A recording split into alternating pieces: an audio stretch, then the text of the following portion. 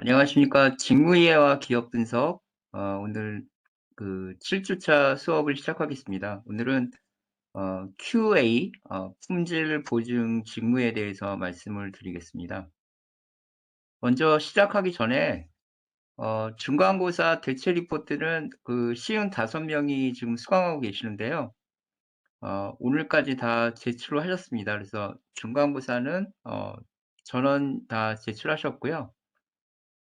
제가 토요일 날 기말고사 대체 리포트를 그 템플릿을 공지사항에 올려 드렸습니다. 그래서 그 과제 관리란에 가시면 기말고사 대체 리포트 그 제출방이 있고요.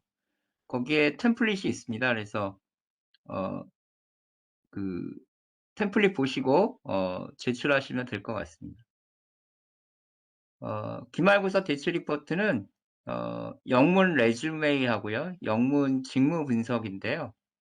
요거는 아마 6월 여러분들 13일 주간에 아마 그 강의를 한번 해 드릴게요. 그래서 영문 레주메하고 영문 직무 분석 작성법 들으시고 그때 작성하셔도 되고요. 또 템플릿이 올라와 있으니까 그거 보시고 그 미리 제출하시면 될 것 같습니다. 제출 기한은 저희가 종강이 6월 21 일인데요. 그 6월 21 일까지 제출하시면 될 것 같습니다.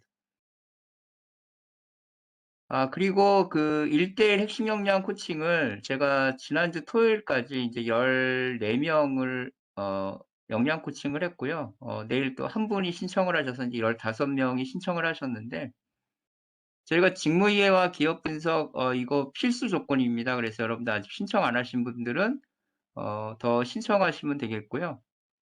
뭐 자기소개서를 가지고 한 번 더 좀 뭐 역량 코칭을 하고 싶다 하시는 분들은 한 번 더 신청하셔도 괜찮으시니까요. 어 그 공지에 올라오는 날짜 여러분들 드림패스에서 확인하시고 신청하시면 될 것 같습니다. 그리고 4월 25 일부터 인제 그 외부 강사님들이 오시니까요. 여러분들 뭐 그 일정은 제가 공지사항에 올려 드렸습니다. 그래서 여러분들 좀 질문 많이 해 주시고요. 그렇게 진행하시면 될 것 같습니다.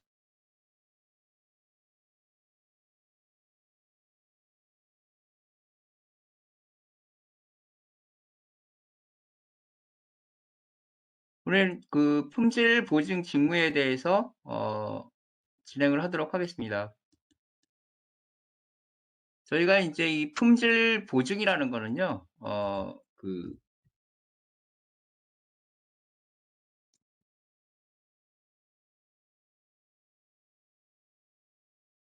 그 퀄리티 어슈어런스라고 그래서 인제 줄여서 QA라고 얘기를 합니다. 그래서 예전에는 인제 뭐 품질 관리다, 퀄리티 컨트롤이다 인제 이런 표현을 썼는데 어떻게 보면 인제 모든 기업들이 뭐 제조업이건 뭐 소프트웨어 관련 산업이건 이제는 이제 어떤 품질이 완벽하지 않으면 기업이 그 지속 가능 경영을 할 수가 없습니다. 그래서 어 그 굉장히 인제 중요한 요소가 되어 있고요. 요거는 인제 삼성에서 얘기하는 품질 보증에 대한 그 직무 정의를 인제 여러분들이 보고 계십니다. 그래서 삼성에서 얘기하는 품질 보증은 그 정의를 보시면 고객의 품질 요구 사항을 반영해서 품질 시스템의 개선을 통하여 품질 경쟁력을 유지해서 매출 증대에 기여를 한다. 그래서 인제 여러분들이 입사하시게 되면 저 기본 과정이죠 아무래도 사원 그 대리 레벨은. 그래서 레벨 1을 보시면 품질 표준 품질 요구서와 제품 검사 비교서에 의하여 제품의 검사를 진행하고 잘못된 제품을 보고하여 품질의 균일성을 보장한다. 그래서 업무에 관련된 난리지는 품질 요구서, 제품별 검사 요령, 제품 지식과 검사 설비에 관한 지식이 있으셔야 되고요. 또 업무에 관한 스킬은 검사 설비를 또 그 오퍼레이션 할 수 있는 능력이 있으셔야 됩니다. 그리고 보고서 리포팅을 할 수 있는 닥스 작업을 하실 수가 있어야 되겠죠. 그리고 인제 정확성이랑가 뭐 이해력 또 분석력 같은 게 요구가 된다 이렇게 보시면 되겠고요. 위에 그 뭐 전문 과정은 이제 과장들 해당하는 거니까 뭐 입사해서 10년 차, 또 심화 과정은 뭐 부장들 뭐 15년에서 뭐 17년 차 이렇게 해당되는 겁니다. 그래서 여러분들은 저 기본 과정을 잘 보시면 되실 것 같아요. 그래서 저희가 이 품질 보증 퀄리티 어슈어런스에 대해서 말씀을 다시 드리면 어 예전에는 인제 그 퀄리티 컨트롤 3 번에 해당하는 것만 하면 그냥 기업들이 돌아갔습니다. 그런데 지금 굉장히 품질에 대한 그 어떤 소비자라든가 업계에서 요구하는 수준이 높아졌기 때문에 두 번째 퀄리티 어슈어런스라는 게 인제 나오기 시작했습니다. 그래서 품질 보증 시스템 뭐 퀄리티 어슈어런스 시스템 그래서 뭐 QAS 이렇게 가다가 이제는 전사적으로 품질 경영을 하지 않으면 퀄리티 매니지먼트를 하지 않으면 살아남기가 어렵다라는 걸 알기 때문에 이 품질 경영은 대부분 뭐 본사의 CEO 직속이라든가 이렇게 해서 굉장히 모든 기업들이 지금 제품 품질에 대해서 굉장히 신경을 쓰고 있다라는 거. 그래서 그만큼 인제 이 품질 경영이 중요하기 때문에 어 이제 그런 부분이 있고요.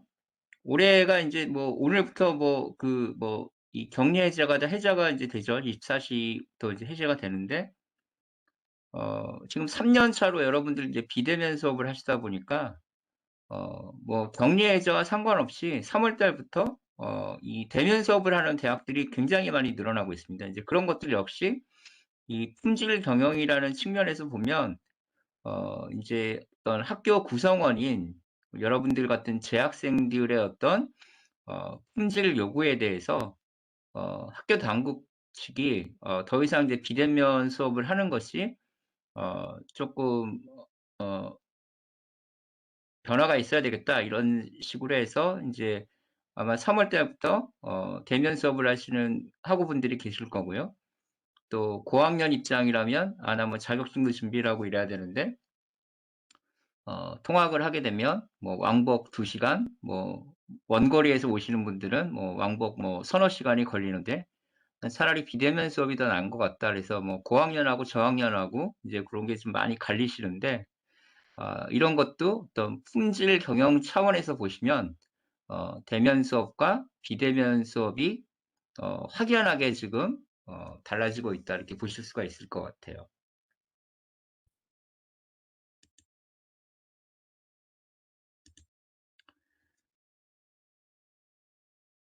그래서 우리가 제조업체에서 보통 인제 그 품질 보증 부서를 이제 나누자면 어떤 부품이나 설비가 들어와서 생산 라인에 들어가기 전에 인제 검사하는 파트가 있습니다. 그런 부서를 저희가 인제 IQC라고 얘기를 해요. 그래서 Inspection Quality Control이다. 그래서 이제 우리말로는 수입 검사다 이렇게 얘기를 합니다. 그래서 각 물성별로 인제 검사원들이 존재를 하죠. 그래서 뭐 하나하나 다 검수하는 걸 제가 전수 검사로 얘기를 합니다. 전수 검사라고 얘기를 하고요. 또 샘플링으로 검사를 하는 경우도 있고 아니면 인제 워낙 품질이 좋은 데들은 무검사로 인제 하고 있습니다. 그래서 어 저희가 베트남에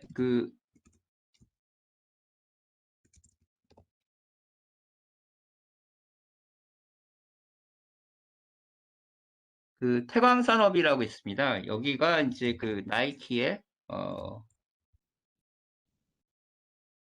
ODM 업체인데 만약에 그 태광산업 그 호치민 공장에서 품질 검사하는 사람이 완제품 품질 검사하는 사람이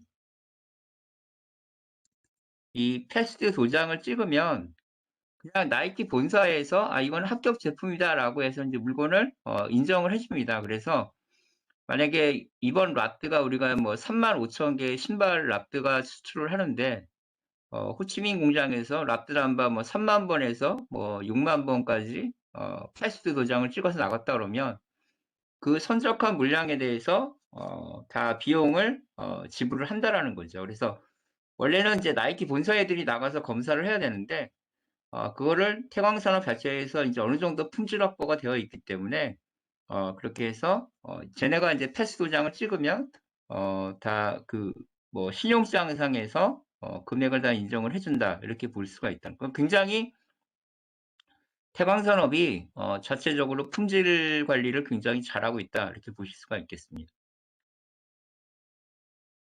그다음에 이제 생산 라인에 어떤 부품이나 설비가 들어가서 이제 우리가 보통 이제 어셈블리라고 그러죠.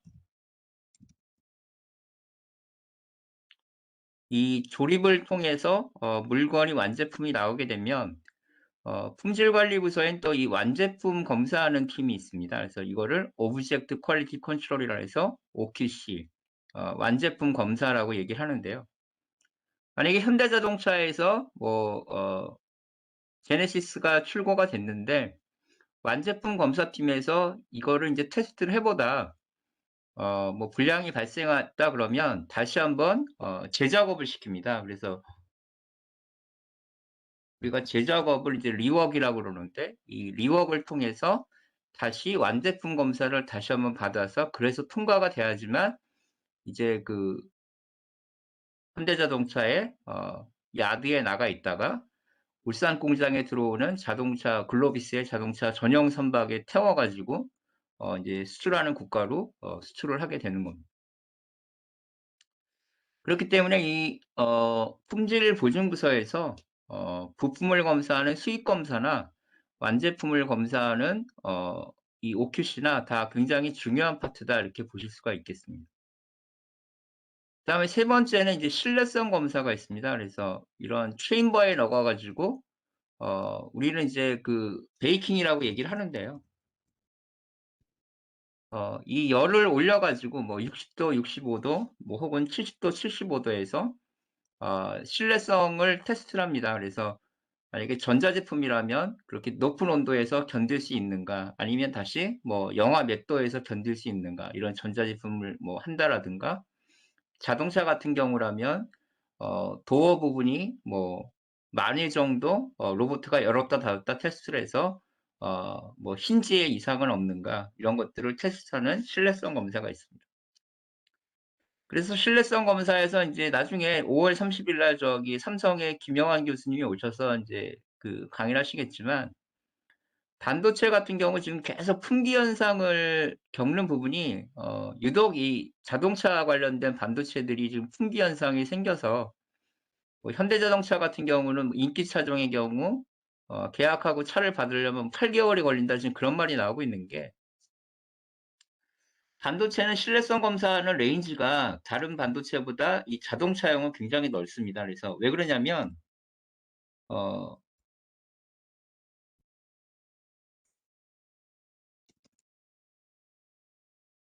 러시아에서 만약에 뭐 영하 30 도가 되는 곳에서도 뭐 자동차가 시동이 걸려야 되고요.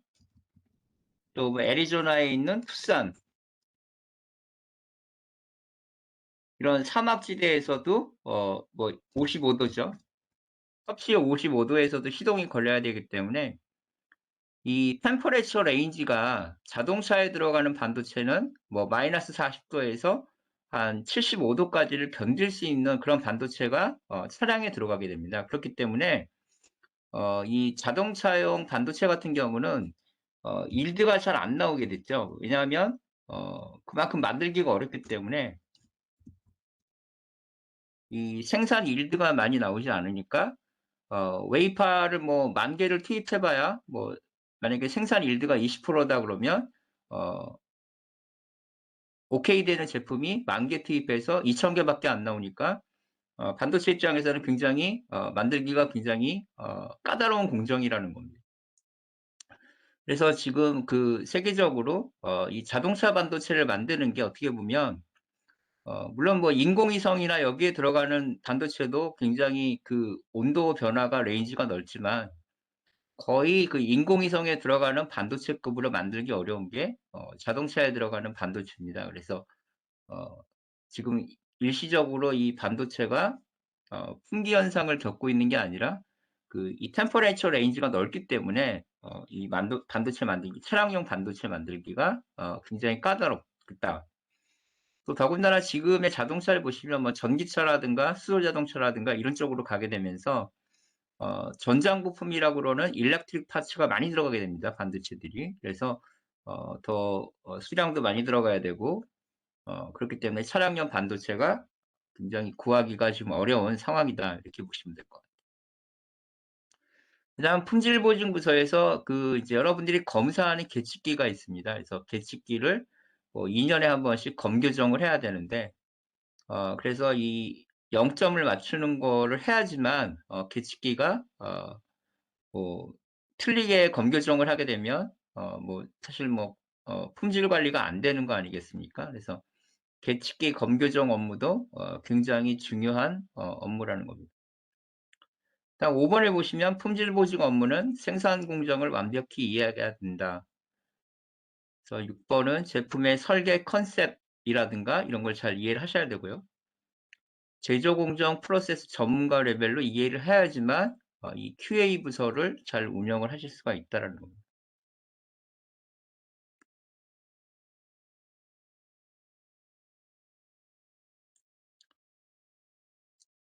그래서 기아 자동차 같은 경우에는 뭐 세계 차종의 사양 관리를 한다 그러면 일단 그 품질 지수, 이 QI 지수를 관리를 하게 됩니다.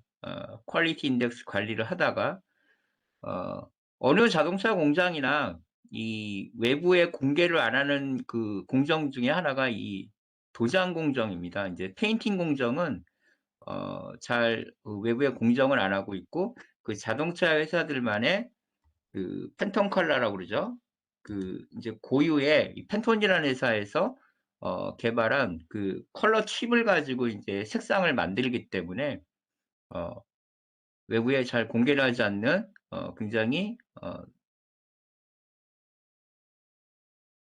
탑 시크릿이라고 할 수 있는 그런 공정을 가지고 있습니다. 그래서 여러분 길거리에 인제 차량을 보시면 뭐 BMW의 실버하고 뭐 현대자동차 실버하고 보시면 그 각사마다 미묘한 차이가 있습니다. 그래서 똑같은 실버라고 그래도 어느 회사는 좀 펄이 많이 들어간 실버를 쓰는 경우도 있고 또 이 회사는 실버가 뭐 라이트 실버냐 뭐 그레이 실버냐 그래서 약간 그 색의 그 조합이 그 제조 메이커별로 다르기 때문에 그런 거 한번 유심히 보시는 것도 여러분들이 그 차량에 대한 어떤 이해도가 높아지실 것 같아요.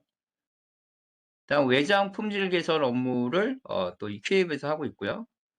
또 뭐 가장 좋은 거는 이 오버홀을 한번 해 보시는 거죠. 오버홀이라는 건 자동차에 저희가 뭐 2만 개 부품이 들어간다 그러는데 완전 분해를 해서 완전 조립을 하는 걸 인제 저희가 완전 분해하는 부분을 이제 오버홀이라고 그럽니다. 그래서 2만 개의 파츠를 전부 인제 원수를 분해를 해서 2만 개의 부품이 이제 바닥에 나올 때까지 분해를 하는 걸 저희가 오버홀이라고 그러는데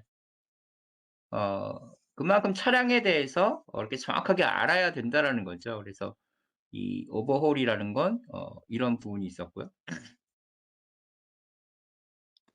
지금은 인제 그 모든 그 프레스 공정을 어 이제 그 현대중공업이나 뭐 현대 계열사에서 나오는 프레스 머신을 가지고 조립을 하고 있지만 기아 자동차 화성 공장만 해도 예전에 인제 소렌토가 나왔던 화성 공장 같은 경우에는 프레스 머신을 얘네들은 일본에서 들여온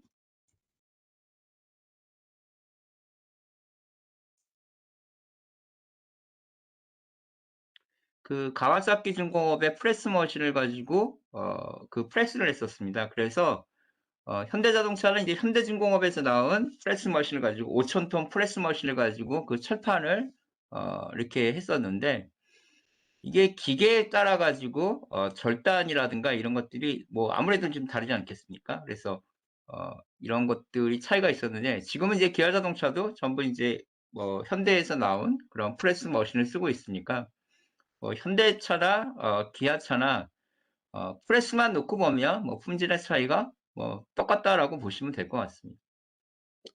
그다음에 이제 신차가 나오는 경우에는 품질 확보가 중요하기 때문에 아무래도 뭐 개발하는 연구소나 이 공장 입장에서는 신차가 출시되면 품질 안정화를 하기 위해서 초반에는 굉장히 그 품질 문제에 대해서 예민할 수밖에 없다라는.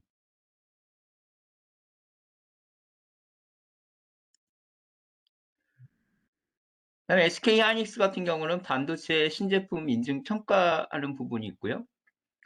품질 기술은 국제 규격과 고객사들의 니즈를 반영을 하는 거죠. 만약에 자동차에서 만약에 어떤 요청을 받으시면 아까 말씀드렸던 그 템퍼레처 레인지 같은 경우를 반영을 해야지만 SK 입장에서 뭐 그 자동차 메이커들, 세트 메이커를 응대를 할 수가 있는 거죠. 그다음에 신뢰성 평가에 대한 가이드라인을 제시하고요. 생산 출하 제품의 품질 확보 및 유지를 하는 게 중요하다. 또 고객 만족은 우리가 인제 뭐 애프터 서비스를 이제 AS라고 얘기를 하는데 이것뿐만이 아니고 비포 서비스도 들어가야 되기 때문에 이 고객사 만족을 하는 게 굉장히 쉽지가 않은데 어쨌든 간에 품질은 굉장히 중요한 요소가 되었다라는 겁니다. 요거 아마 뭐 좋아하시는 분 계실 텐데요. 그 용인의 고기리에 그 들기름 막국수를 하는 뭐 이렇게 매장은 그렇게 크지가 않습니다. 매장은 크지가 않은데 어 여기는 인제 그 보통 막국수가 인제 그 뭐 양념이라든가 뭐 동치미 국물이라든가 인제 이렇게 해서 드시는데 여기는 시그니처 메뉴가 인제 들기름을 가지고 뭐 그 기름을 좀 가니쉬해서 그렇게 인제 좀 히트를 쳐서 월 한 10억 정도 매출을 한다고 그래요. 그래서 그 고기리 들기름 막국수라고 인제 그렇게 하셨고요. 여기 나오신 그 유수창 셰프가 인제 그 조리를 하고 아내 되시는 인제 김인정 대표가 인제 그 홀서빙을 이제 담당을 하시는데 여기는 인제 어떻게 보면 다른 것보다 이 메밀이라는 거는 보통 인제 그 이 봄에 나오는 메밀과 뭐 겨울에 나오는 메밀과의 또 인제 어떤 품질 관리하기가 굉장히 어렵다고 그래요. 그런데 좀 품질 관리를 하기 위해서 여기가 인제 화요일 날 쉬는 날인데 화요일 날은 이 유수창 셰프하고 김인정 대표가 항상 전국에 있는 막국수집을 인제 먹으러 다닙니다. 그래서 다른 곳에서는 어떻게 하는가 그래서 뭐 시장 조사 겸 마케팅 겸 뭐 연구 개발 겸 해서 다니고 있는데 그래서 그 이 들기름 막국수를 그렇게 해서 인제 한 3년 정도를 했죠. 3년 정도 했는데 작년부터는 이제 오뚜기에 그 함영준 회장님이 여기 와서 식사를 하시고 어떻게 또 마음에 드셨는지 오뚜기하고 또 콜라보레이션을 해 가지고 홈쇼핑에서 저 오뚜기 고기리 들기름 막국수를 팔았는데 저게 지금 15번 정도를 홈쇼핑에서 팔았는데 매회 지금 완판을 하고 있습니다. 그리고 뭐 광교에 있는 또 갤러리아에도 지금 입점을 하고 굉장히 인제 판로를 오프라인 온라인 할 거 없이 굉장히 하고 있는데 중요한 건 저 집 같은 경우는 굉장히 그 품질 관리에 신경을 많이 쓰고 있다라는 겁니다. 그래서 뭐 개인이 하는 막국수집이지만 어쨌든 간에 대기업 못지않은 품질 관리를 해서 물론 맛도 중요하겠지만 이 품질 관리, 품질 보증에 어떻게 보면 철저하게 해서 좋은 결과물을 가져오는 그런 가게다라고 말씀을 드리겠습니다. 그래서 2020 년도에 매출이 36억을 했고요. 뭐 음식점은 아시겠지만 마크업이 30% 입니다. 그래서 1년 그 2020년 영업이익이 한 15억 정도 되니까 월 한 1억 정도 영업이익이 난 거고요. 뭐 화장실 같은 경우는 인제 그 김인정 대표가 직접 청소를 한다고 그래요. 그래서 뭐 이렇게 직원을 시키는 게 아니고 본인이 좀 하고 있다. 인제 그런 부분이 쪼끔 특이한 부분이고요. 어 이제 코로나 같은 경우에는 인제 그 이 테이블 청소하는 행주 같은 경우도 클리넥스에서 나오는 뭐 킨텍스 같은 이런 일회용 행주를 사용을 해서 한 번 쓰고 버리고 그래서 뭐 비용은 많이 들지만 어쨌든 간에 고객 입장에서 뭐 코로나 시대고 하니까 굉장히 그런 걸 했는데 또 의외로 또 고객들은 굉장히 좋아했다고 합니다. 그래서 맛과 서비스와 고객 응대 이 세 가지가 굉장히 요식업에선 중요한데 맛도 맛이지만 서비스와 고객 응대를 굉장히 잘했다. 위생도 굉장히 중요하겠죠. 위생도 중요하고. 그래서 한 번 오신 고객들이 자녀분들을 데리고 온다든가 지인분들을 데리고 온다라든가 해서 반복 구매와 재구매가 일어나서 매출액이 이렇게 올라갔고요. 이 추천하는 리퍼럴이 굉장히 많아졌다라는 겁니다. 그리고 김인정 대표도 지금 인스타그램이라든가 이런 것들을 굉장히 활발하게 하고 있습니다. 그래서 그 어떤 식당을 하면서 그러니까 소셜 미디어를 하기가 굉장히 어려운데 어쨌든 간에 어 자기 그 가게 홍보를 위해서 대표가 굉장히 열심히 하고 있다 이렇게 볼 수가 있겠습니다. 그다음에 직원들을 식사할 때 유수장 셰프가 자기가 직접 그 조리를 해서 직원이 한 25명 정도 되는데요. 그 주차해 주시는 분까지 해서 한 25명 되는데 이분들의 식사를 오너 셰프가 직접 차리고 있고 오뚜기의 함영준 회장이 자주 오신다 이렇게 말씀을 드리겠습니다. 그래서 인제 품질 보증의 이제 기획 파트를 말씀을 드리면 품질 정책과 품질 정책을 수립을 하는 품질 기획 파트가 있고요.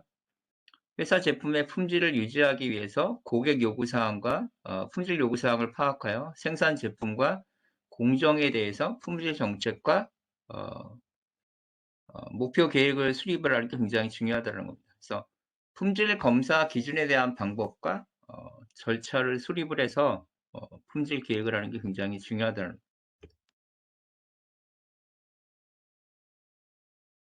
그 아까도 인제 제가 그 왜 화장실 청소를 주인이 직접 해야 되냐라고 말씀을 드렸는데 사실 내가 하기 싫은 건 남도 하기 싫습니다. 그런데 이 화장실 청소를 그 주인이 하는 업소하고 이렇게 직원들이 하는 데 보면 아무래도 더 한 번이라도 더 어떤 청결이라든가 이런 부분에 대해서 아무래도 인제 주인이 하는 게 훨씬 낫겠죠. 그래서 그런 것들이 이 품질 관리에서는 되게 중요한 요소 중에 하나다라고 말씀을 드리겠습니다.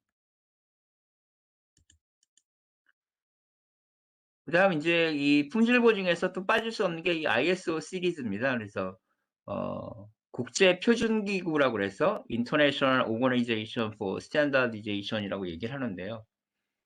이 국제 표준 기구에서 인제 정하는 품질 경영 시스템을 저희가 ISO 시리즈라고 얘기를 합니다. 그래서 ISO 시리즈란 품질 요구 사항을 만족시키고 있는지 측정을 해서 ISO 시리즈의 품질 경영 시스템을 구현하는 이게 어떻게 보면 국제 표준이기 때문에 만약에 여러분들이 지원하시는 기업이 어떤 홈페이지를 가 봤더니 우리 회사는 품질 경영 시스템에 ISO 9000 시리즈라든가 ISO 14000 시리즈라든가 이런 것들, ISO 27000 시리즈라든가 이런 거를 받고 있다 그러면 여러분들이 생각하시기에 '우리 회사는 그래도 어느 정도 품질 경영을 하고 있구나.' 이렇게 보시면 될 것 같습니다. 그래서 가장 인제 기본이 되는 게 ISO 9000 시리즈입니다. 그래서 모든 산업 분야의 품질 경영 시스템의 요구 사항을 규정하는 걸 ISO 9000 입니다. 그래서 크게 보시면 ISO 9001이 있고요. 또 ISO 9002가 있는데 제조업에서 받는 건 ISO 9001이고 또 소프트웨어 관련된 기업이 받는 건 ISO 9000이다. 이렇게 세부적으로 좀 들어가면 다르지만 여하튼 여러분 회사가 ISO 9000 시리즈의 30를 받았다 그러면 이 회사는 어느 정도 품질 경영을 하고 있구나 이렇게 보시면 될 것 같습니다. 그다음 오른쪽 하단에 보시면 이제 ISO 14000 시리즈가 있는데요. 요즘 이제 모든 기업들이 이야기를 하고 있는 부분이 ESG 경영입니다. 그래서 환경이라든가 소셜이라든가 거버넌스라든가 인제 이런 것들에 대한 경영을 굉장히 중요하게 여기고 있는데요. ISO 14000 시리즈는 다시 말씀을 드리면 환경 경영 시스템이다. 그래서 환경 경영 시스템에 의한 국제 규격을 우리가 ISO 14000 시리즈다 이렇게 얘기를 하고 있습니다. 그래서 여러분들이 지원하려는 기업이 뭐 ISO 9000 시리즈나 14000 시리즈를 받았다 그러면 어느 정도 뭐 환경 경영을 한다 그러면 14000 시리즈를 받아야겠고요. 품질 경영의 가장 기본적인 걸 받았다 그러면 뭐 9000 시리즈를 받았다 그러면 이렇게 보시면 될 것 같습니다. 그다음에 이제 자동차 관련된 기업들은 뭐 현대기아차 같은 세트 메이커뿐만 아니고 뭐 만도라든가 한라라든가 이런 1차 협력 업체, 서브 컨트랙터, 2차 협력 업체, 뭐 PCB를 납품하는 2차 협력 업체, 뭐 청주에 있는 신텍 같은 회사들, 이런 기업들이 자동차 관련된 그 품질 경영이 이 TS16949가 있습니다. 그래서 여러분들이 아마 자동차 관련된 회사들은 이거를 필수적으로 받아야 돼요. 그래서 자동차 산업의 국제 품질 경영 시스템이다, 이렇게 보시면 될 것 같습니다. 그래서 자동차 생산품, 서비스 생산하는 기업이 해당이 돼서 1 차, 2 차, 3차 협력 업체는 이걸 받아야 된다, 이렇게 아시면 될 것 같아요. 뭐 자동차가 뭐 굉장히 공정이 많죠. 생산, 서비스, 또 어셈블리, 열 처리, 그다음에 저희가 웰딩이라고 그러는 용접이 있습니다.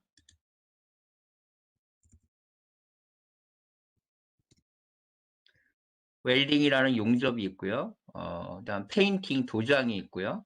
도금과 뭐 마무리 공정, 그러니까 전 제조 공정에 있어서 이 TS16949가 굉장히 중요한 자동차 산업의 국제 품질 경영 시스템이다, 이렇게 보시면 될 것 같아요.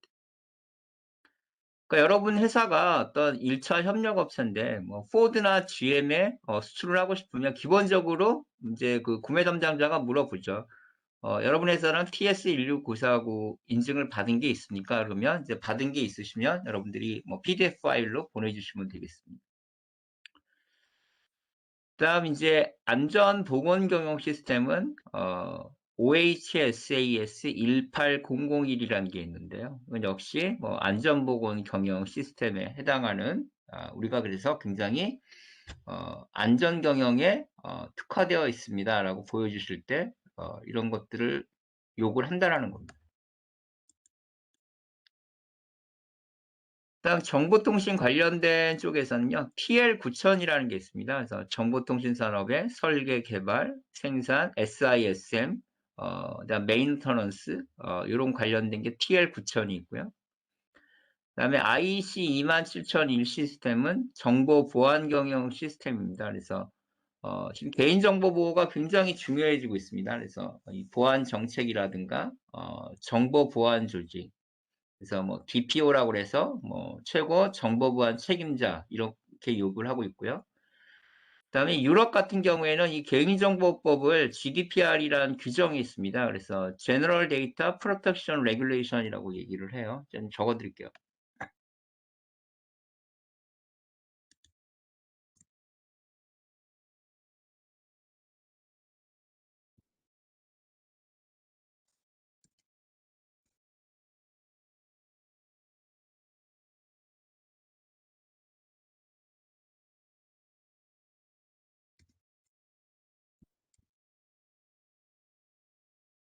이게 여러분 회사가 인제 EU에 수출을 하시려면 여러분 회사도 이 EU GDPR에 대한 개인정보 보호 규정을 따르셔야 됩니다. 그래서 우리나라에서는 요걸 총괄하는 데가 키사가 있어요.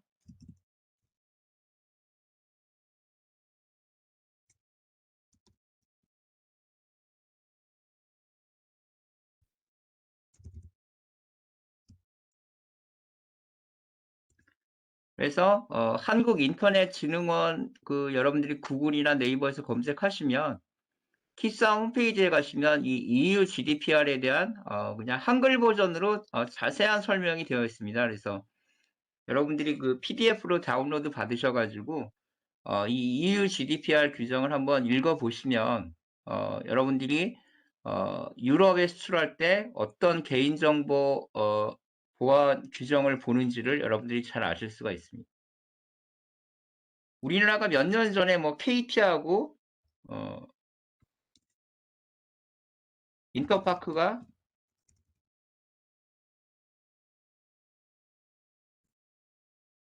그 개인정보 유출이 됐습니다. 그래서 뭐 고객 전화번호라든가 뭐 주민번호라든가 이런 것들이 유출이 됐는데, 뭐 우리나라는 이거 가지고 그렇게 뭐 벌금이 그렇게 많지가 않아요. 한 몇 억 정도 내고 말았었는데, 똑같은 자료 유출이 그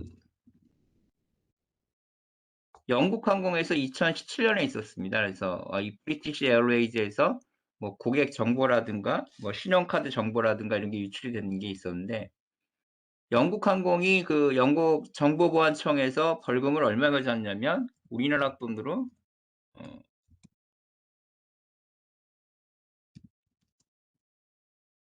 2,700억을 냈습니다. 그래서 얘네들이 그 전해에 당기순이익의 뭐 거의 한 30% 정도를 이 벌금을 냈는데, 우리나라 기업도 만약에 EU 에어리어에서 이 EU GDPR 규정을 레귤레이션 위반을 하게 되면 거의 엄청난 금액을 벌금을 맞게 됩니다. 그래서 이 2,700억 정도 만약에 벌금을 맞게 되면 거의 뭐 유럽에서 사업을 접어야죠. 그래서 여러분들이 인제 그 우리 회사가 유럽에 수출을 한다 그러면 뭐 여러분 회사에 그런 부서가 있는지 없는지 모르겠지만 이 EU GDPR 규정은 여러분들이 잘 숙지를 하고 계셔야 됩니다.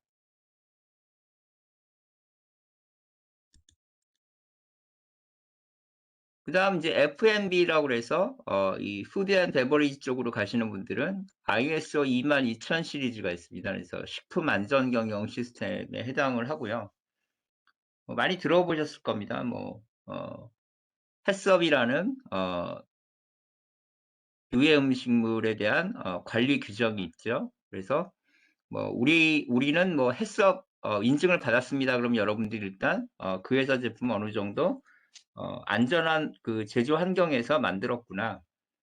그래서 그 풀무원 진천 공장 같은 데서 인제 두부를 만들고 있는데, 거긴 작업자들이 그 두부를 만드는 그 공장 안으로 들어가려면 일단 그 방진복을 입고요. 그다음에 에어 커튼을 통과해야지만 먼지를 옷에 있는 먼지를 다 털어야지만 그 제조 공장 안으로 들어갈 수가 있습니다. 그래서 굉장히 클린룸 수준에서 인제 그 두부를 만들고 있는데, 그만큼 이 식자재 관리라든가 엄격하게 관리를 하고 있는 게 이 해썹 인증이 되겠습니다. 그래서 이 식품 회사들이 같은 경우는 이 하이진이라고 그러는 위생이 굉장히 중요하다는 겁니다. 그래서 위생이 굉장히 중요하기 때문에 이 ISO 22000 시리즈를 우리 회사가 받았느냐 안 받았느냐 역시 여러분들 제품을 인제 뭐 미국이나 유럽에 수출하시려면 응당 ISO 22000 시리즈는 받아 두시는 게 좋겠다고 말씀을 드리겠습니다. 그래서 해썹이라는 건 식품안전관리 인증에 대한 KFDA라고 그러죠. 이제 우리 식약처에서 인증을 해 주는 시스템을 얘기를 하고 있습니다. 그래서 Hazard Analysis and Critical Control Points라고 얘기를 하고 있고요. 여기 인제 뭐 SBS의 뭐 자료 화면이 나와 있는데, 중국산 김치를 저렇게 좀 어 위생적이지 않은 환경에서 하고 돼서 그 굉장히 이제 중국산 김치에 대한 수요가 굉장히 이제 줄어들었고요. 지금 그 거의 식당에서는 거의 95% 이상이 이제 중국산 김치를 내놓고 있는데, 식당에서 인제 김치를 안 드시는 분들이 상당히 많아졌습니다. 그래서 어 식당에서는 이제 김치들을 안 드시니까 인제 '어떻게 하면 그 김치 소비를 좀 할까?' 인제 고민들을 많이 하셨는데, 어 이런 일들이 한번 나오게 되면 이 해썹 인증이라든가 이런 것들이 또 다시 한번 인제 언론에 많이 인제 보도가 된다라는 겁니다.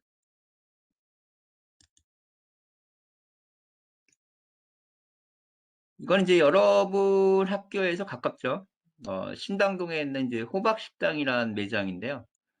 여기는 그 개점 때부터 항상 국산 김치만 사용을 했습니다. 그래서 여기는 인제 저렇게 중국산 김치가 파동이 나도 인제 자주 오시는 고객들은 알죠. 여기는 이제 국산 김치를 서비스해 주는 걸 알기 때문에 뭐 이런 데는 뭐 전혀 상관없이 김치를 계속 드시고, 뭐 식당은 식당대로 영업이 잘 되는 게 있고요. 송파구 문정동에 인제 그 속리단 길에 가시면 금붕어란 그 가게가 있습니다.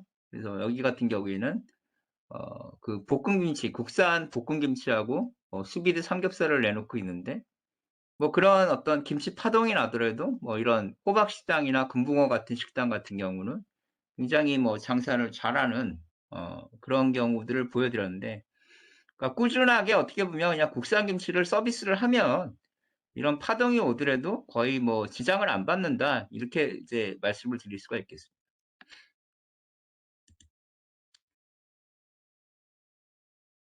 그다음에 이제 ESG 관련된 거는 이제 ISO 19600 시리즈가 있습니다. 그래서 어 국제 표준화 기구에서 제정한 이 컴플라이언스에 해당하는 국제 규격을 얘기를 하고 있죠. 그래서 지금 저희가 준법 경영이 굉장히 심해져서 올해 인제 대기업 사회이사들을 보시면 대부분 사회이사들은 이제 뭐 경영학과 교수님들이나 공과대학 교수님들이 인제 뭐 현대자동차나 뭐 삼성전자의 그 사회이사를 하시거나 아니면 뭐 법조인들이 많이 가시는데, 이 ESG 경영이 되고 나서는 환경 관련된 변호사라든가 또 환경 관련된 뭐 교수님들이나 뭐 이런 분들이 많이 지금 그 사회이사로 위촉이 되셨습니다. 그래서 올해 2022 년도 뭐 삼성, 뭐 LG, SK, 현대자동차 이 사회이사를 보면 이런 그 ESG 관련된 그런 교수님이나 변호사들이 사회이사를 어 하고 계시고, 또 환경 쪽에 관련된 변호사 같은 경우는 4대 그룹의 2개 회사에 지금 그 변호사를 사회이사를 지금 겸직을 하시는 분들 생기시는데, 그건 왜 그러냐면 그만큼 이제 수요가 많이 몰리기 때문에 사회이사만 지금 2개를 하시는 그런 변호사도 지금 올해 나왔습니다. 그래서 ISO 19600 프레임워크는 뇌물수수, 그래서 뭐 블랙머니라든가 뭐 이런 부분에 대해서 굉장히 엄격하게 하고 있고요. 또 모노폴리죠. 독점을 금지하고 있고, 프로드라든가 또 이 컴플라이언스에 대해서 굉장히 인제 관리를 엄청나게 세게 하고 있다라는 거. 그다음에 이제 ISO 26000 시리즈는 세계화에 따른 빈곤과 불평등에 대한 국제사회 문제 해결, 또 인류 번영을 위한 새로운 패러다임의 요구에 따라 2005년 3 월에 1차 총회부터 8차 총회까지 5 년에 걸쳐 개발된 사회적 책임, 이것도 이제 ESG나 어떤 CSR에 해당하는 건데요. 이런 표준이 이제 ISO 26000 시리즈가 되겠습니다.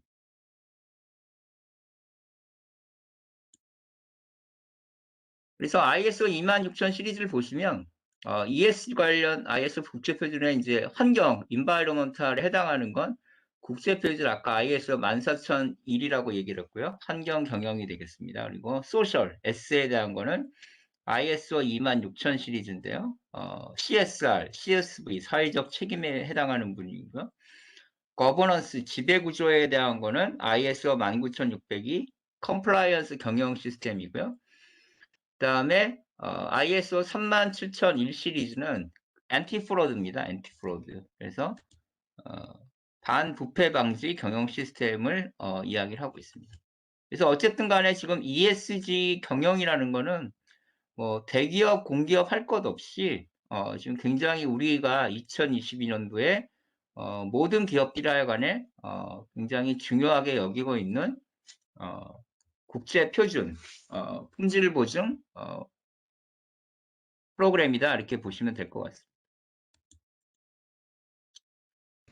그래서 ISO 37001을 다시 설명을 드리면, 전 세계적으로 부패에 대한 부정적인 인식을 공유하고 있으며, 이를 방지하기 위하여 영국에서 이제 브라이버리 액트 법령이 발행이 됐습니다. 그래서 어 뇌물죄에 대한 법령이 나왔고요. 이게 세계적으로 37개 국가가 정회원으로 참여하고 부패 관련 지수를 발표하는 국제 투명성 기구 트랜스퍼런시 인터내셔널과 OECD가 참여해서 ISO 37001 시리즈를 제정을 했습니다. 그래서 엔티 브라이버리, 그래서 어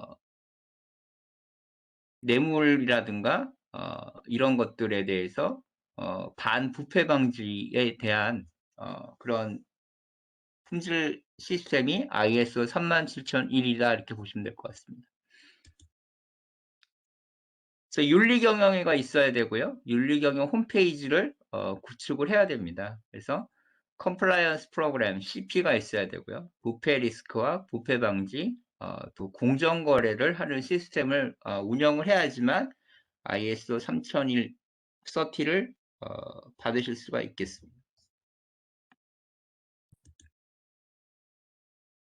그래서 ISO 37001 평가는 이제 처음에 서류 심사, 문서 심사라고 그러죠. 그다음에 2차로 이제 그 심사위원들이 어세스먼트를 하기 위해서 현장에 나와서 본 심사를 합니다. 그다음에 사후 관리 심사를 하고요. 그다음에 뭐 2년에 한 번, 3년에 한 번 리뉴얼 갱신 심사를 하게 됩니다. 그래서 문서 심사 같은 경우는 리스크 평가와 내부 심사와 CEO 검토에 대해서 검토를 하고요. 그다음에 뭐 이 ISO에서 만약에 하게 되면 인증기관들이 있습니다. 뭐 PUV라든가 이런 인증기관부터 문서 심사를 받고요. 심사원은 부패 방지 경영 매뉴얼 및 프로세스, 또 절차서의 내용을 검토해서 적용 범위 및 규격 요구 사항의 누락 사항을 파악 통보해서 리비전을 할 수 있도록 하죠. 그래서 그걸 다시 수정을 해서 내면 이제 재심사를 해서 서티를 내주게 됩니다. 다음 기업체 입장에서는 개선 사항을 본 심사 전에 적절히 리비전을 해야지만 당연히 본 심사를 통과할 수 있겠죠.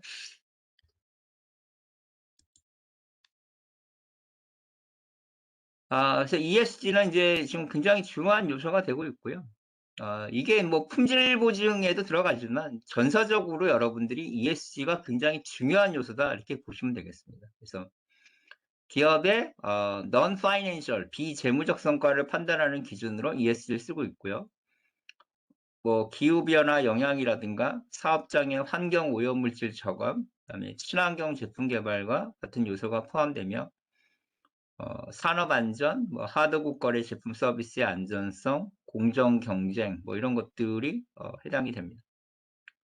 그래서 ESG와 관련한 개념으로는 기업의 사회적 책임, CSR이라고 얘기하죠. Corporate Social Responsibility라고 얘기하고요. 그다음 지속 가능성, Sustainability라고도 얘기를 하고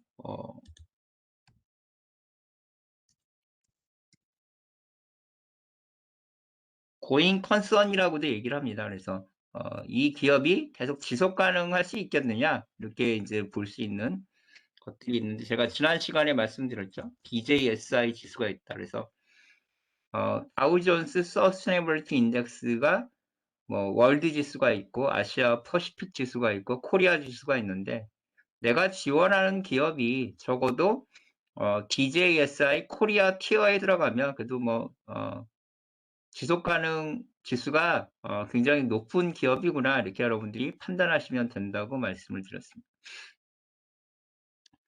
그다음 공유 가치 창출 CSV라고 그러죠. Created Social Value라고 얘기하고 있고요. 그다음에 뭐 기업 시민이라고 합니다. Corporate Citizen이라고 얘기를 하는데 기업이 이 기업 시민으로서의 어떤 사회적 책임을 가지느냐, 그다음에 지속 가능한 발전 뭐 이런 것들을 굉장히 중요하게 보고 있다라는 겁니다. 그래서 지속 가능 경영과 CSR은 어떻게 보면 같이 가야 되는 부분인데 ESG는 비재무적 리스크가 크게 되어 있고요. 또 중대한 비재무 요인에 모든 투자자들이 초점을 맞추고 있다. 그래서 어쨌든 간에 기업 입장에서는 이 주주들을 의식을 안 할 수가 없죠. 그래서 뭐 기관 투자라든가 뭐 소액 주주라든가 할 거 없이 이런 쪽에 만약에 ESG에 관련돼서 뭔가 컴플레인이 들어오게 되면 기업의 CEO는 그거를 안 볼 수가 없다라는 겁니다. 그래서 그만큼 이제 굉장히 기업의 사회적 책임이라든가 환경이라든가 이런 것들에 대해서 굉장히 신경을 많이 쓰고 있다라는 거죠. 그래서 ESG의 어떤 메소돌로지를 보시면 환경 부분에는 이제 그 탄소 배출, 그래서 뭐 저희가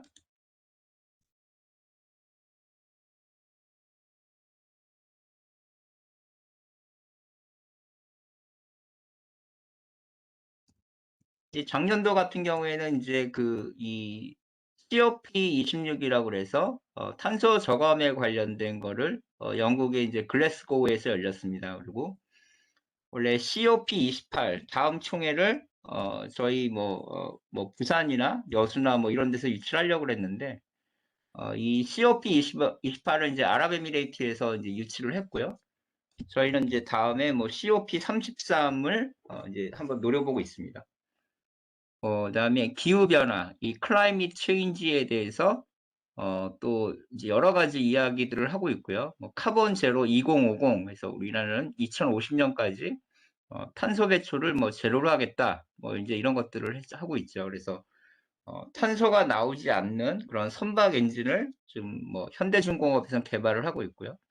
그 중간 단계로 뭐 수소 엔진을 만들면 가장 좋은데 아직까지는 기술이 안 되니까 수소 엔진을 가기 위해서 지금은 이제 벙커 CU를 때우는 이 굉장히 어떤 석유를 쓰는 화석 연료를 쓰고 있는 엔진을 만들고 있지만 현대중공업이 지금 하고 있는 게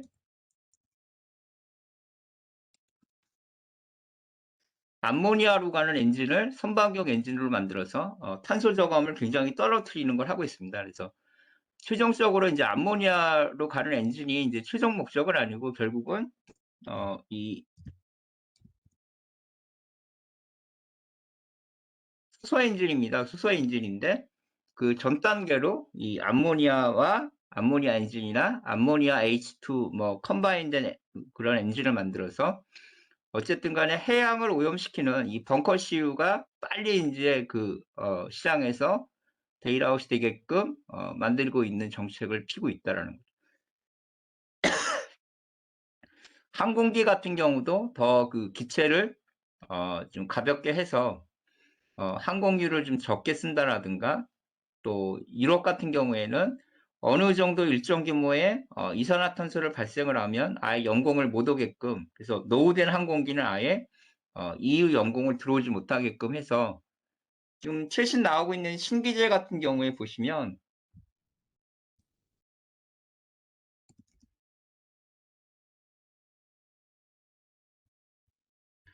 뭐 보잉의 보잉 787이나 에어버스의 A350 같은 신기제들을 보시면 굉장히 탄소 배출을 절감할 수 있는 그런 기술들이 많이 들어가 있습니다. 그래서 보잉 787 같은 경우에는 기존의 그 어떤 알루미늄을 가지고 날개를 만드는 게 아니고 그 카본 파이버라고 그러죠.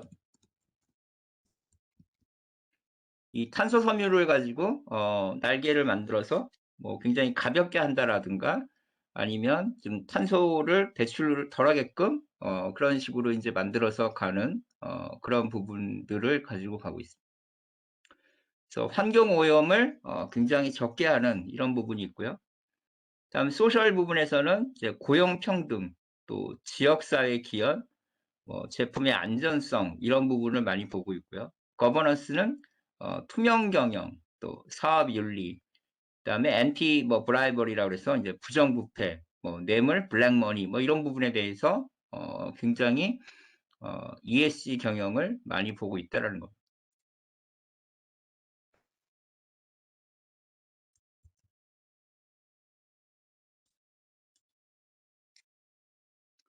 자, 이거는 이제 그 포스코 인터내셔널이 미얀마에서 채굴하고 있는 이 가스 원유 탐사하는 그 해양 시설입니다. 그래서 여기에서 이제 포스코 인터내셔널이 천연가스를 이제 채굴을 하고 있는데요. 이제 물론 당연히 이제 이게 뭐 탐사를 하고 뭐 채굴을 하고 이제 이 전 단계가 돈이 많이 들어가지. 일단 저렇게 시추공을 가지고 천연가스를 이제 뽑아내기 시작하면 뭐 뽑아내면 돈이니까 이제 굉장히 포스코 입장에서는 굉장히 미얀마에 있는 천연가스 광고가 굉장히 이제 효자 상품인데 이게 지금 포스코 주주들이 굉장히 문제를 삼고 있습니다. 어떤 문제가 있을까요? 한번 아시는 분은 채팅창에 한번 의견을 올려주세요.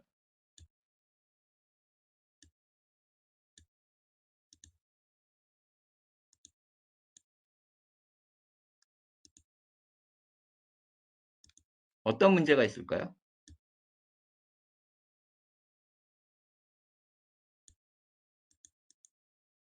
오진택 씨 마이크 좀 오픈하시고요. 한번 말씀해 주시겠어요? 뭐 내전이다 이렇게 말씀하셨는데.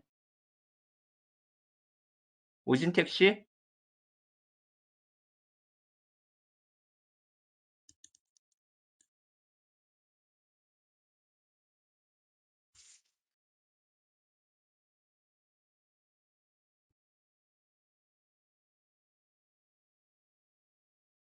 네, 말씀해 주세요.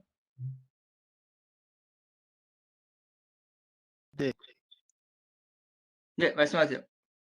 미얀마 지금 내전 일어나서 뭐 수입이 네. 좀 힘들지 않을까 싶습니다. 네네. 네. 조금 더 좀 이야기를 더 해주신다면? 저 자세한 내용은 잘 몰라가지고 예, 예, 예. 이 정도만. 내전인가요? 아니면 쿠데타인가요? 쿠데타. 네네네네. 그래서 뭐 거의 정답을 말씀하셨는데, 예. 네, 그 정도만 알고 있습니다. 네. 감사합니다. 네. 지금 이제 포스코가 그 계속해서 이 세계 각국의 그 주주들로부터 그 뭔가 압력을 받고 있는 게 뭐냐면 여기에서 이익이 나는 돈이 일정 부분 미얀마 군부로 흘러들어간다고 그래요. 그래서 미얀마 군부로 흘러들어가니까 "너희 왜 그 쿠데타 일으킨 군부한테 지원을 해 주느냐." 그래서 이 포스코 인터내셔널이 이 미얀마 천연가스 사업을 접어라. 자꾸 인제 압력을 넣고 와서 아마 포스코 입장에서는 이게 굉장히 지금 이제 골치 아픈 인제 그런 게 된다고 그래요. 포기를 하자니 이게 흑자나는 걸 또 포기할 수는 없지 않습니까? 기업 입장에서. 그런데 이걸 가지고 가자니 또 인제 어떤 국제사회에서 오는 압력이 있다 보니까 포스코 인터내셔널 준비하시는 분들은 아마 어 요거를 좀 잘 연구를 해 보시면 좀 좋으실 것 같아요. 그래서 기업 입장에서는 이제 굉장히 이 어차피 이제 원유 오일 앤 가스 산업이라는 건 뭐 1년 보고하는 사업이 아니고 시추를 해 가지고 우리가 ROI가 나올 때까지 시간이 굉장히 오래 걸리죠. 그래서 뭐 한 15 년, 20년 전에 들어가서 인제 지금 이제 돈을 벌고 있는데 만약에 여기서 포스코 인터내셔널이 이 미얀마의 천연가스를 인제 포기를 한다 그러면 말 그대로 인제 흑자 사업을 하나 접어야 되는데 그걸 또 그냥 계속 가져가자니 미얀마 군부 뭐 그런 자꾸 문제가 나오니까 어 뭐 이러지도 못하고 저러지도 못하고 그런 문제라는 겁니다. 그래서 여러분들이 ESG 경영에서는 이제 포스코 입장에서는 ESG를 놓고 보면 이 사업은 안 하는 게 맞습니다. 안 하는 게 맞는데 아까도 말씀드렸지만 기업 입장에서 이렇게 뭐 갑자기 뭐 이거를 yes or no를 정하는 게 어 이게 뭐 딱 떨어지는 게 아니기 때문에 아마 그 뭐 경영진 측에서는 좀 고민을 많이 하고 있는 것 같아요.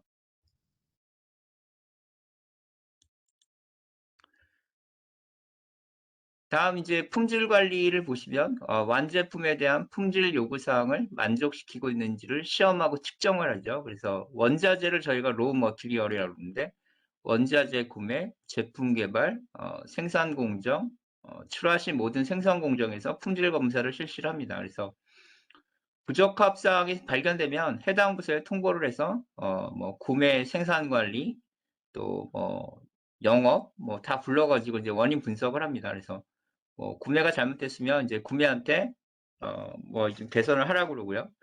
생산 관리한테 물어 가지고 뭐 생산 관리가 잘못했으면 좀 제조 공정에 대해서 리뷰를 한다라든가 또 뭐 제조 부서에서 잘못하면 제조할 때 어떤 결함이 있었는지 이런 것들을 이제 원인 분석을 한다라는 거죠.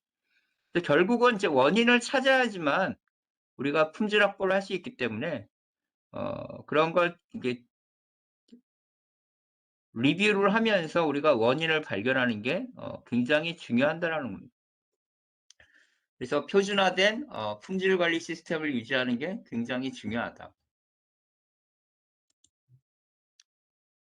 그래서 현대자동차의 QA 부서는 품질 보증과 품질 기획과 품질 지원과 해외 정비 품질 부서가 있습니다. 그래서 다른 거는 제가 말씀 안 드리고요. 이제 해외 정비 품질 파트는 체코 공장이라든가 브라질 공장이라든가 미국 공장이라든가 각 그 현대자동차의 해외 공장별로 이런 그 미케닉을 지원해 주는 업무를 합니다. 그래서 여러분들이 이 파티에 가시게 되면 각 공장별로 여러분들이 출장도 가시고 이제 일해야 되기 때문에 내가 체코 담당이다 그러시면 글로비스의 그 녹다운 하시는 분하고 같이 해 가지고 현대 체코 공장에도 출장을 가시고요. 또 브라질 담당이다 그러시면 또 브라질에도 출장 가시고 이제 요런 부분이 품질 보증 파트에서 이렇게 하고 있고요. 또 해외 현지에 있는 품질 보증 부서에 있는 직원을 현채인이죠. 현채인들을 울산 공장으로 데리고 와서 교육을 시키게 되면 여러분들이 교육 담당도 하시고 이제 이런 부분이 있으시다는 겁니다. 그래서 우리가 이 퀄리티 컨트롤, 품질 관리가 퀄리티 매니지먼트, 그다음에 퀄리티 어시어런스, 품질 보증이 됐는데 결국은 이제 고객 만족을 위해서 우리가 커스터머 세티스팩션을 하기 위해서 이제 하는 거고요. 여러분들의 급여는 결국은 회사 사장님이 주시는 게 아니고 고객이 주는 거다. 그래서 고객이 주는 거기 때문에 우리가 이 품질만큼은 절대로 타협을 해서는 안 된다. 이제 이런 것들을 말씀을 드리겠습니다. 이제 도요타의 미라이라는 그 수소자동차입니다. 그래서 차량 탑재된 수소가 공기 중 산소의 화학 반응으로 생기는 전기로 모터를 구동을 시켜줘서 배출가스가 없이 말 그대로 뒤에 머플러에서 이제 물만 떨어지게 되는 뭐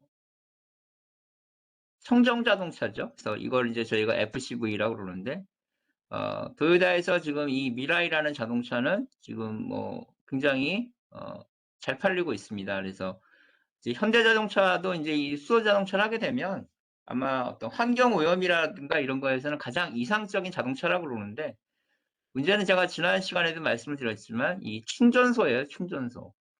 이게 어떠한 그 익스플로시브한 부분들이 있기 때문에 이 폭발하는 거를 어떻게 이게 마사지를 할 거냐. 그래서 결국은 모든 아파트 단지에 수소 충전소가 들어갔을 때 입주민들이 안심할 수 있게끔 해야지만 수소자동차가 이제 확대가 되는데 아직까지는 현대자동차나 도요타나 좀 갈 길이 멀다. 아직까지는 지금 그렇게 보고 있는데 이게 해결이 되면 아마 수소자동차가 전기자동차만큼 또 시장 잠식을 금방 하지 않을까 이렇게 생각을 하고 있습니다.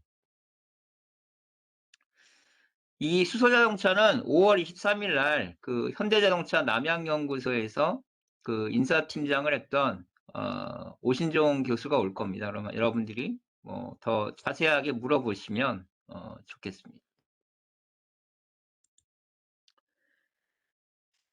다음 이제 품질 관리에서 저희가 11라인이라는 표현을 씁니다. 그래서 식시그마라는 거를 이제 추정을 했던 기업이 크게 보면 모토로라하고 제너럴 일렉트릭 두 개가 있었습니다. 근데 모토로라는 지금 여러분들 아마 이 회사가 어디로 갔는지 모르시겠지만 예전에 피처폰을 만들었을 때 스마트폰 이전에 모토로라가 이 스타텍이라는 핸드폰을 만들어서요.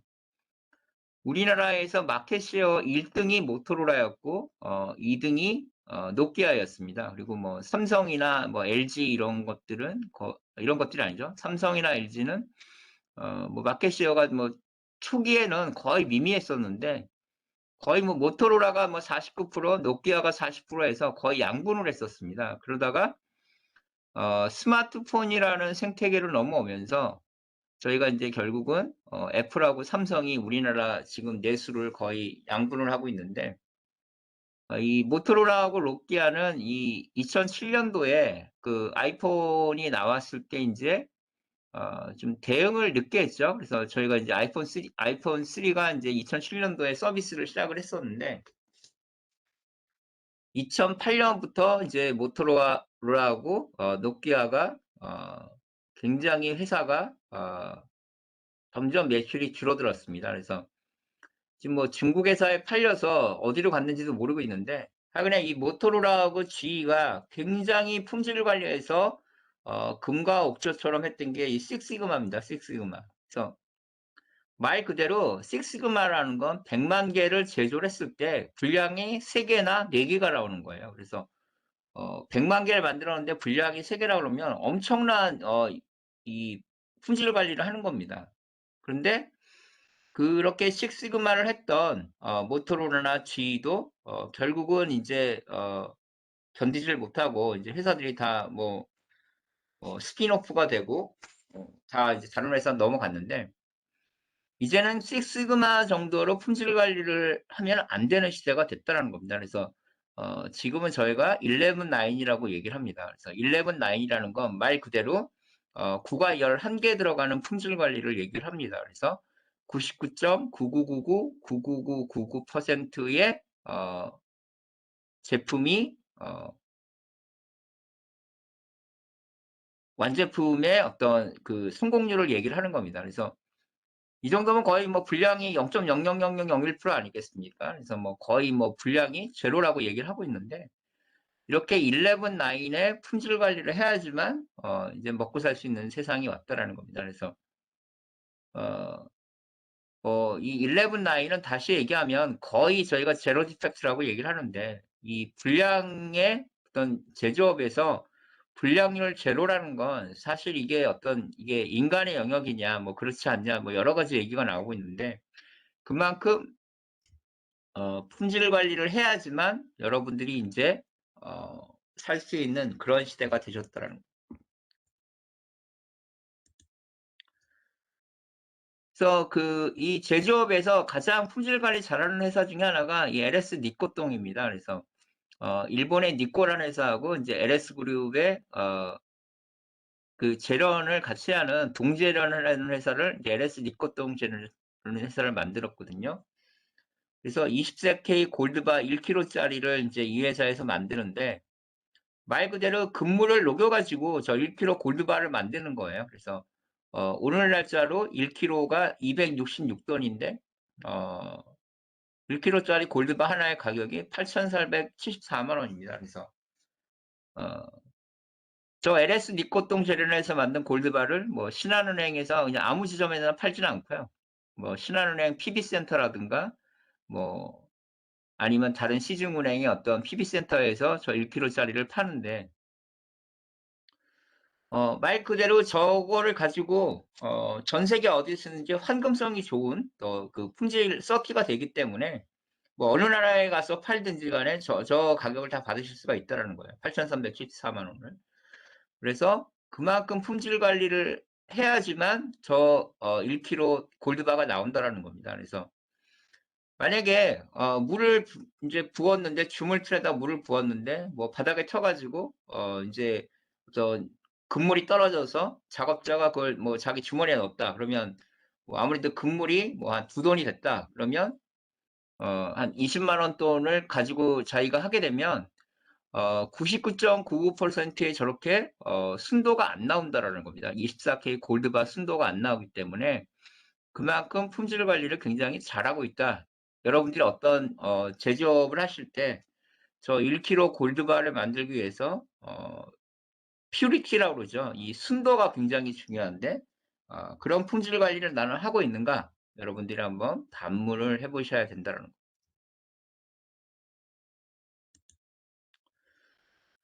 그다음 이제 토탈 퀄리티 매니지먼트입니다. 그래서 이 전사적 품질 관리 오른편에 보시면 분량에 대한 책임은 어떤 품질 관리 부서, 뭐 생산 관리 부서, 뭐 제조 부서에 있는 게 아니라 우리 회사의 전사적 구성원 모두의 책임이다. 뭐 인사 담당자나 재무 담당자나 다 책임이 있다라는 겁니다.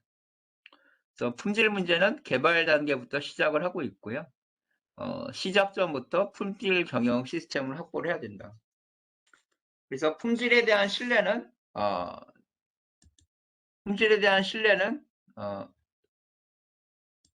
작업자 모두가 작업 공정을 관리를 해야 된다라는 겁니다. 그래서 서플라이어 측을 보시면 단일 벤더한테 받는 걸 저희가 솔 벤더라고 얘기하고요. 여러 업체로부터 받는 걸 멀타이 벤더라고 얘기를 합니다. 그래서 한 업체한테 줘서 구매 발주를 할 거냐, 아니면 다수의 공급자로부터 조달을 받을 거냐. 어 G2라는 건 이제 just in time을 말하는 거죠. 적기에 공급할 수 있는 서플라이를 지정을 해서 원자재는 무검사로 들어올 정도의 품질 관리를 해야 된다. 그다음에 생산, 마케팅, 뭐 제조, 설계, 구매 부서 인원을 태스크포스 팀으로 만들어서 제품 성능 및 생산의 용이성을 동시에 고려를 해야 된다. 그래서 품질 목표는 결국은 디펙트 제로, 무결점 목표를 해야 되는데 이 불량률 제로라는 게 어떻게 보면 이상적인 목표이지 실제로 불량률 제로가 나온다라는 게 이게 자연계에서 상당히 어렵습니다. 그래서 뭐 어떤 분들은 지금 뭐 수학에서 우리가 마지막 풀지 못한 게 뭐 리만 가설이다. 그래서 소수라는 거 아시죠? 뭐 자기하고 1, 2에 나눠지지 않는 뭐 2, 3, 5, 7 뭐 이렇게 나가는 소수가 어디까지 가는 거를 이제 예측을 하는 걸 우리가 리만 하이포터시라고 그래서 리만 가설이라고 얘기를 하는데 이 무결점 목표 역시 굉장히 어려운 문제라는 겁니다. 그래서 어떻게 해야지만 우리가 제조업에서 이 디펙트 제로에 갈 수 있느냐 이런 거를 고민을 하는 게 이제 여러분들이 어떻게 보면 품질 보증을 갖추는 분들한테 내려질 수 있는 어떤 미션이 되겠습니다.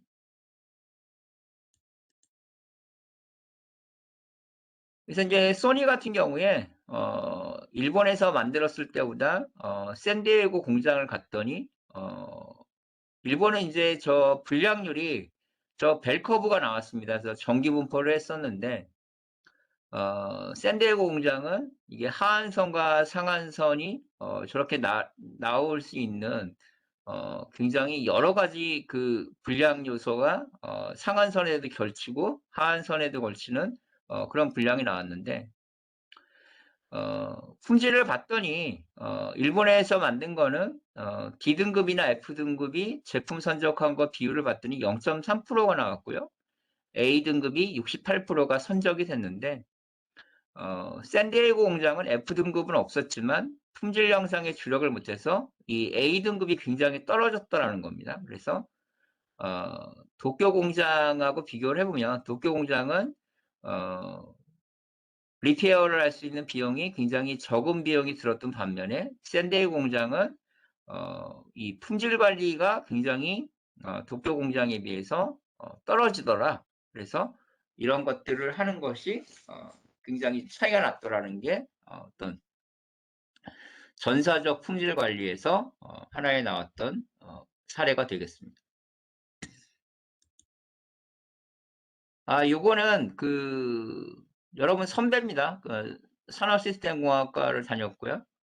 금호타이어에서 지금 뭐 QA 쪽에서 근무하고 계시는 분인데, 이건 자기소개서를 이제 제가 첨삭을 했던 내용인데, 그 금호타이어 4번이 뭐였냐면, 예상치 못했던 문제로 인해 계획대로 일이 진행되지 않았을 때 책임감을 가지고 끝까지 업무를 수행해내어 성공적으로 마무리했던 경험을 쓰십시오라고 했습니다. 그래서 요 여학생은 이제 제가 좀 말씀을 드리면 산업시스템공학과를 나왔고요. 이제 산업시스템공학과가 대부분 이제 생산 관리나 뭐 품질 관리나 이렇게 해서 지원을 하실 수가 있어요. 그리고 작년부터, 그러니까 작년 2학기부터 또 산시의 특징이 뭐냐면 경영학과나 뭐 경제학과 분들이 많이 가시던 은행권에 이 산시 출신들이 지금 은행을 또 많이 갑니다. 왜냐하면 뭐 AI 은행원이라든가 뭐 빅데이터라든가 또 이런 것 때문에 이공계 학생들을 또 은행권에서 많이 지금 채용을 하고 있어요. 그래서 이제 이분 같은 경우는 30대 1의 경쟁률을 뚫고 선정된 대외 활동으로 우리 조가 매월 미션에서 우수한 성적을 거둘 수 있도록 이끌어보고 싶어 팀장으로 지원하였습니다. 그러니까 굉장히 이제 어그레시브한 분이죠. 이제 여하고였는데. 하지만 활동 시 불성실한 태도로 지각과 결석이 빈번하여 팀 분위기와 팀 평가에 마이너스 영향을 미치는 조언이 있었습니다. 뭐 이런 분들 이제 있죠. 팀장으로서 조언의 잘못을 지적해야 했지만 팀원들과 너무 가까워지는 바람에 잘못을 직접적으로 지적하는 것은 어려웠습니다. 자연스레 다른 조언들도 5분에서 10분 지각하기 시작했습니다. 자, 이제 붉은색 부분이 이제 굉장히 제가 잘했다고 이제 그 커멘트를 달았던 부분인데요. 문제의 심각성을 판단하고 저는 팀 평가 제도를 제안했습니다.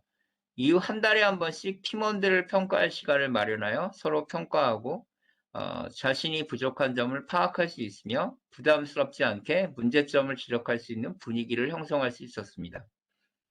팀 평가제도 도입 후 지각하는 조원들은 볼 수 없었고 발생하는 문제들을 빠르게 대처하여 다른 조들에 비해 더욱 강화된 팀워크를 자랑할 수 있었습니다. 이렇게 썼습니다.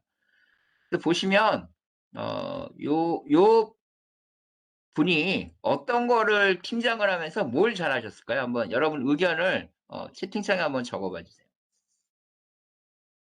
이게 지금 저희 수업 듣고 계시는 여학우분들은 좀 요거를 잘 보시면 좋으실 것 같아요. 왜냐하면 어 내가 어 여자 대졸 신입으로 합격을 한 게 아니고요. 여러분을 채용을 했더니 여직원이 들어왔더라. 지금 이런 개념이 있으셔야 됩니다. 그래서 어 한번 여러분 의견을 한번 채팅창에 한번 적어봐 주세요.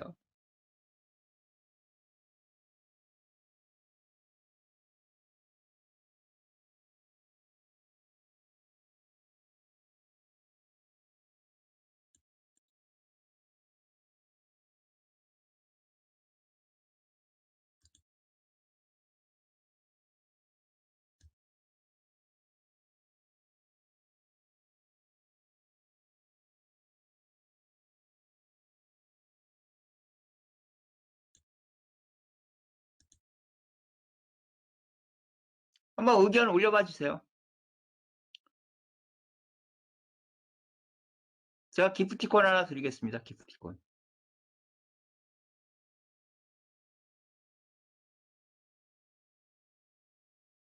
커피 기프티콘 하나 보내드리겠습니다.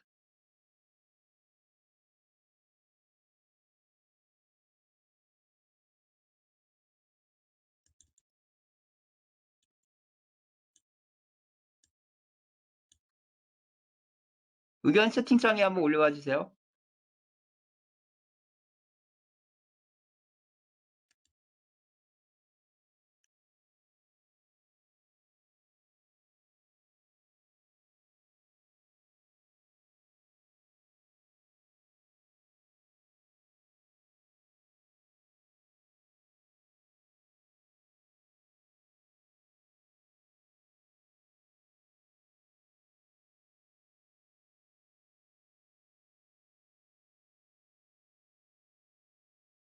반장님 한번 답변해 주시겠습니까? 반장님.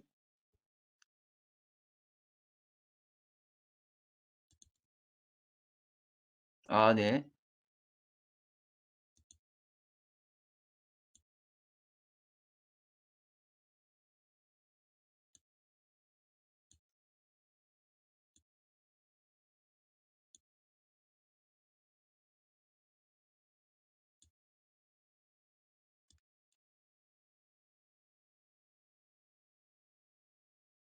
이 붉은색 부분을 보시면 이제 이분이 조원이신데 어 지각하는 그 팀원이 있었어요. 그래서 이분이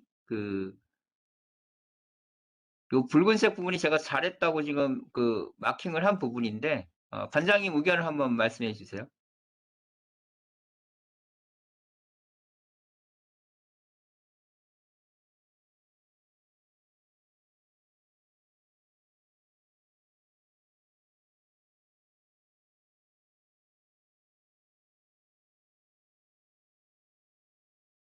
이 팀 평가 제도에 대한 저의 생각을 말씀드리면 될까요? 그러니까 이분이 팀 평가를 한 게 뭐가 잘 돼서 제가 이렇게 마킹을 했을까요? 아. 이게 팀원들 사이에서는 아무래도 이제 친목이라는 게 쪼끔은 존재를 하다 보니까, 같은 네. 대학교 학생으로서 친목이라는 사이가 존재하다 보니까 친해지게 되면 서로를 이제 서로 이제 일하는 거에 대해서, 같이 팀플하는 거에 대해서의 긴장감이 많이 떨어지게 될 것 같습니다. 그 네. 사이에서 이제 팀 평가 제도를 제안을 했다는 사실이, 네. 문제점을 해결하려고 노력하는 모습과 그 노력을 본인이 이제 많은 고민 끝에 팀원들에게 제안을 했다는 모습, 그게 가장 어 좋았다고 평가가 돼서 빨간색으로 표시가 된 게 아닐까라는 생각을 합니다. 네, 인제 잘 말씀하셨고요. 그 여러분들이 팀장을 하면 어떤 생각을 하시냐면 누가 이렇게 잘못을 하면 '블레임을 내가 해야 된다.'라는 생각들을 갖고 계세요. '블레임을 내가 해야 된다. 어떤 지적을 내가 해야 된다.'라고 갖고 계시는데 이 친구가 굉장히 영리한 게 뭐냐면 자기가 그 조언의 잘못을 지적을 해야 되지만 내가 해야 되는 문제를 우리 전체의 문제를 끌고 나왔다라는 겁니다. 그래서 어 여러분들이 QA 업무를 하실 때도 마찬가지예요. 내가 이거를 뭐 잘못이 나온 거를 내가 생산관리부서에 가서 얘기를 할 수도 있고 뭐 영업부에 가서도 얘기를 할 수 있지만 그거를 여러분들이 이게 품질 관리의 문제가 아니라 우리 회사의 문제를 이렇게 끌고 나오시게 되면 오히려 업무하실 때 여러분들이 일하시기가 굉장히 쉬워지신다라는 거예요. 그래서 이 친구가 굉장히 영리한 건 그겁니다. 그 팀원들을 서로 이렇게 어세스먼트를 하고 블레임을 해야 되는 문제를 자기가 하지 않고 전체 팀원의 문제로 만들어서 아주 슬기롭게 해결을 했다라는 거예요. 그래서 어 지금 그 금호타이어에서 근무를 잘하고 있습니다. 그래서 어 여러분들이 갖고 계신 문제가 내가 해결을 해야 되는 거지만 좀 버겁다 생각하시면 바로 위에다 리포트를 하셔 가지고 여러분들이 위로 올려주시는 것도 여러분들이 어떻게 보면 조직 생활할 때 굉장히 편리하게 일을 하실 수가 있다라는 거예요. 자기가 이렇게 가지고 끙끙대지 마시고 그런 문제는 빨리빨리 리포트해서 위로 올리시는 게 좋겠다라고 말씀을 드리겠습니다. 그래서 그 반장님이 답변하셔서 제가 반장님한테 수업 끝나고 기프티콘을 보내드리도록 하겠습니다.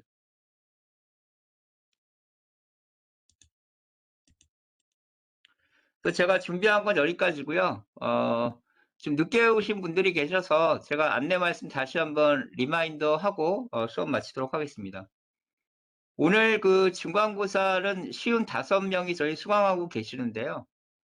쉬운 5분이 다 제출하셔서 중간고사는 다 제출하셨고요. 저희가 1:1 역량 코칭은 내일까지 15명이 신청을 하셨는데 여러분 그 1:1 역량 코칭은 필수입니다. 필수이기 때문에 추가로 나오는 일정 보시고 신청하시면 되겠고요. 또 나는 만약에 뭐 자기소개서를 가지고 한번 한 번 더 신청하고 싶다 하시는 분들은 뭐 한 분이 뭐 2번 신청하셔도 관계없으시니까요. 그렇게 해서 일정 보시고 신청하시면 될 것 같습니다. 그리고 제가 좀 부탁의 말씀을 드리는 건 이제 다음 주부터 외부 강사님들이 오시는데 제가 나름 그 고민을 많이 해서 그 외부 강사님들을 모셨습니다. 그래서 여러분들이 뭐 제가 수업할 때는 이렇게 뭐 질문 안 하셔도 관계가 없지만 좀 외부 강사님들 오시면 가급적이면 카메라 다 그 켜주실 수 있는 분들은 카메라 다 켜주시고요. 좀 질문 많이 해 주시면 좀 고맙겠습니다. 그리고 혹시 그 강사님들이 그 뭐 웹엑스 이런 거 잘 못하시는 분들이 계시면 여러분들이 그 시작하시기 전에 채팅창에다가 뭐 녹화 버튼 눌러주세요. 그래서 녹화가 되고 있는지 그 강사님들한테 한번 리마인드 해주시고요. 저도 그 사전에 다 그 강사님들 고지는 했는데 좀 그런 거 좀 해주셨으면 좋겠습니다. 그리고 기말고사 리포트는 기말고사 리포트는 제가 그 토요일 날 공지를 해 드렸는데요. 영문 레주메하고 영문 직무 분석, 자 영문 잡 어널리시스를 기말고사 과제방에 제가 템플릿을 올려 드렸습니다. 그래서 고거 참고하시고 작성하시면 되고요. 종강하기 전주에 제가 한번 그 영문 레주메 작성법이나 영문 직무 분석 작성법에 대해서 강사님 한번 모셔 가지고 강의를 해 드릴 테니까 뭐 그 강의 들으시면 아마 다 작성하시는데 문제가 없으실 겁니다. 그런데 뭐 미리 기말고사 내실 분들은 템플릿 참조하셔 가지고요. 그걸 작성하시면 될 것 같고 나는 내 직무가 뭐 좀 필요하다 그러면 좀 저한테 개인적으로 문자 주시면 제가 뭐 그 맞춰가지고 전공에 맞춰서 비슷한 거로 좀 보내드리고요. 대학원 진학이나 유학을 진학하시는 분들, 또 뭐 자격증 준비하시는 분들은 그 자격증은 취득하기 위해서 내가 공부를 어떤 거를 해야겠다. 그런 학습 계획서로 대체하시면 되겠습니다. 그리고 유학 준비하시는 분들이나 대학원 준비하시는 분들 역시 학습 계획서, 연구 계획서 그걸로 영문으로 작성해서 내시면 될 것 같습니다. 제가 준비한 건 여기까지고요. 질문 있으시면 마이크 여시고 답변 받고 수업 마치도록 하겠습니다. 기말고사 과제 관련해서 뭐 질문 있으신 분 있으시면 질문해 주세요. 네.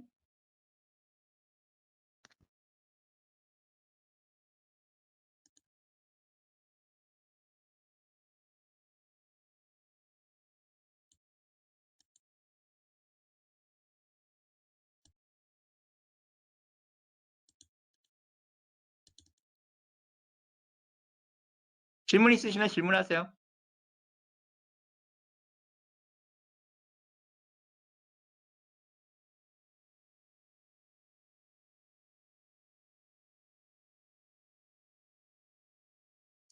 질문이 없으시면 오늘 수업 마치도록 하겠습니다. 이제 나가셔도 좋습니다. 감사합니다. 네, 나가셔도 좋습니다.